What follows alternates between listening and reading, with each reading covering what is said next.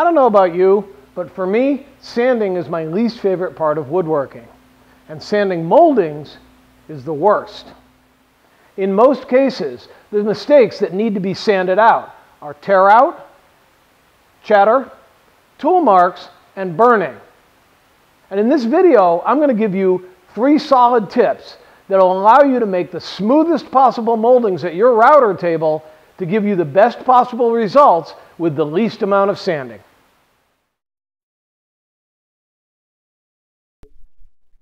Ensuring good dust collection is the single most effective thing you can do to improve any results from your router table. The chips created as the bit cuts the material must be removed. Without dust collection, they'll tend to swirl around with the bit and can get caught in the cutting edge, slamming into your stock and leaving dents behind. Uncontrolled chips can also catch between the part and the fences, pushing the material away from the blade, causing ripples and uneven cuts. For enclosed cabinet-style router tables, I prefer to run a 4-inch hose from my dust collector, with most of the suction evacuating the large cabinet area and keeping the router cool, and with a smaller secondary hose collecting chips from the throat opening in the fence. With open stand router tables, I don't usually worry about collecting dust below the table. The fence is really where all the benefit comes. There are any number of ready-made ports available to connect your fence to a common shop vac hose. But it's also pretty easy to make your own. I made this one from a PVC saddle fitting commonly available at any home center. And of course, if you built your own router table fence, then it's pretty easy to build your own using a PVC flange fitting or even just a couple of pieces of plywood. Here we see good dust collection in action. Only the smallest pieces of debris are leaving the cutting area. The split fences that come with most router tables can be adjusted very close to the bit, but they don't provide the maximum of support right up against the cutting edge, especially with molding bits, where the entire profile can't be close to the fence at the same time. The fence acts as a chip breaker, but if it's too far away from the profile, it can't do the job properly. So swapping out the factory fence for a shop-built sacrificial fence can greatly reduce the opportunity for tear out in your moldings. These are usually not hard to make, and I like to use an inexpensive material like a decent quality plywood or MDF. And because they are sacrificial and will get used up, I usually make a couple extra while I'm at it. They allow me to bury the bit within the fence so that even complex cutting edges will be supported properly across their width, and creating a sort of zero clearance for your router bit, which also improves dust collection.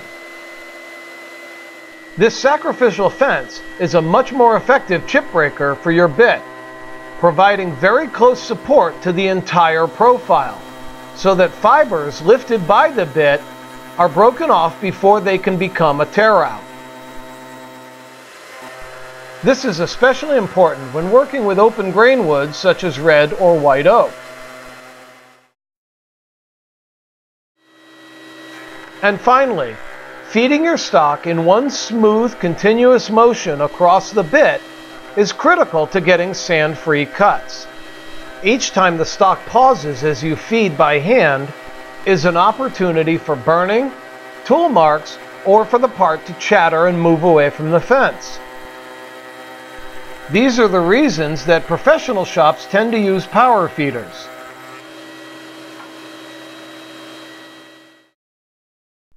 Your stock may look okay after hand feeding, but closer examination in good light will reveal the truth. Now, I'm not recommending a power feeder for your router table. That would be overkill. But you do have options for getting a smooth, continuous feed across your bit.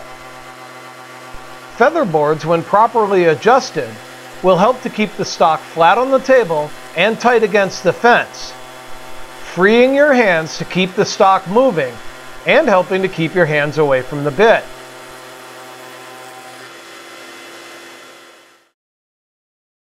Pressure boards are another great option. They provide the same function as the feather boards, but over a wider area. Push blocks are another option for keeping the stock moving steadily across the table. When properly used in pairs with a hand-over-hand motion, any length of stock can be fed continuously across the bit.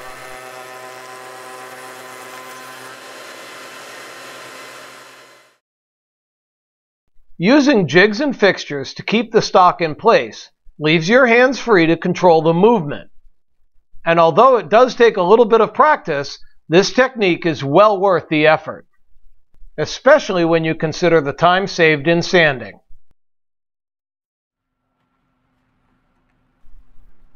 By keeping these 3 tips in mind, removing the dust and chips, burying the bit in a sacrificial fence to create a zero clearance, and feeding your stock in a smooth continuous motion past the bit, you will be able to create moldings at your router table that require nothing more than a bit of fine sanding before going to finish.